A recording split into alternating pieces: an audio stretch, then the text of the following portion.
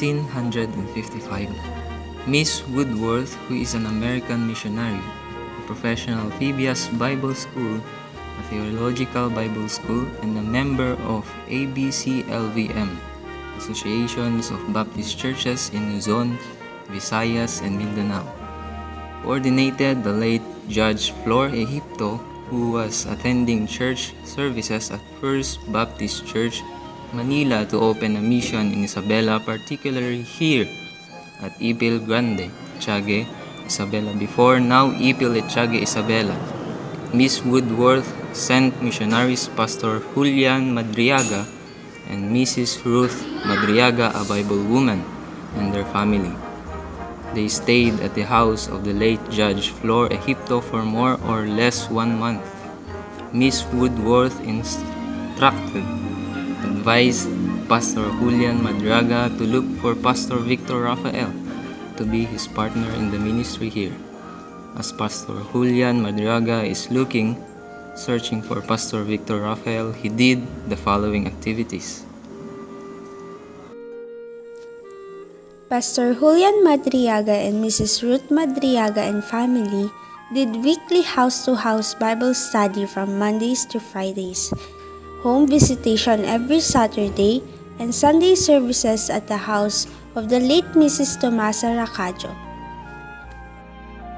Prayer meeting every Wednesday, daily vacation Bible school or DVBS during the summer vacation, evangelism, and also they continued the ministry through the support of ABCLVM or the Associations of Baptist Churches in Luzon, Visayas, and Mindanao by sending different workers here in IPIL Etiague, Isabela, such as Pastor Crescencio Metorum, Pastor Baltasar Veronia, Pastor Alejandro Resurrección, Sister Norma Sahagun, Sister Estela Ballesteros, Sister Justina Castillo, and Pastor and Mrs. Eric Dawal and family.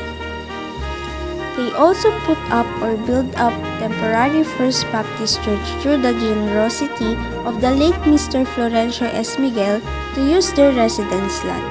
They also coordinated to different churches in Region 2 to look for Pastor Victor Rafael, and also they opened mission in Garit Norte, Etiague, Isabela.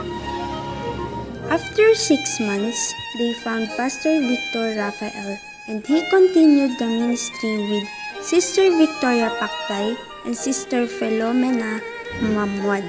And also they acquired the lot donation by the late Catalino Lorenzo and family through the late Judge Flor Egipto to be the site of the new First Baptist Church where the present location of the church is located.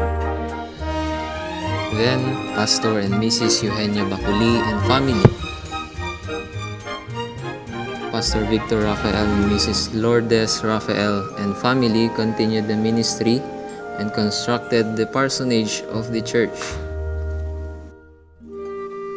After the construction, they opened the Precious Jewels Kindergarten School.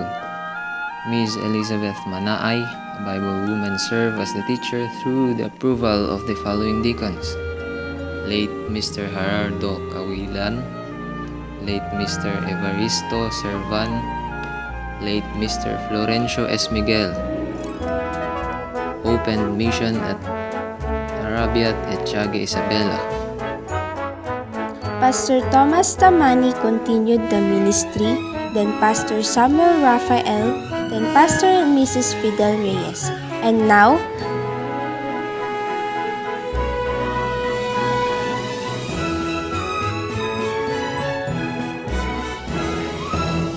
Pastor and Mrs. Gregorio Rafael.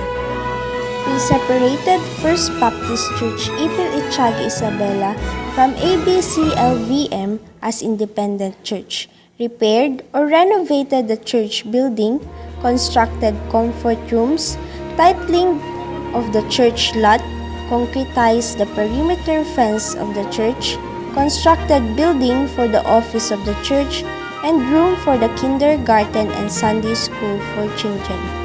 Registered the church to SEC with the approval of the following deacons: late Mr. Florencio S. Miguel, Mr. Wilfredo Mr. Samuel Apostol opened mission at Santa Monica, Etiagi, Isabela through Pastor Rodel Septimo, Pastor Andy Pagaduan, Pastor Robert Asuncion, Brother Gary Peralta, and Sister Carmen Respicio.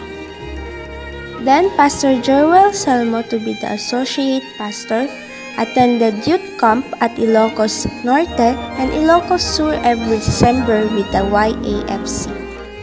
Put on granite tiles on the church flooring, acquired Honda motorcycle with sidecar, acquired Mitsubishi FB 300, acquired and installed water system for the church, organized choir, procured and installed 2 split-type aircon at Sunday school room for children and 1 window-type aircon at the Sunday school room for juniors. They opened mission at Bacradal, Etiagi, Isabela through Pastor Robert Asuncion and Pastor Joel Selmo.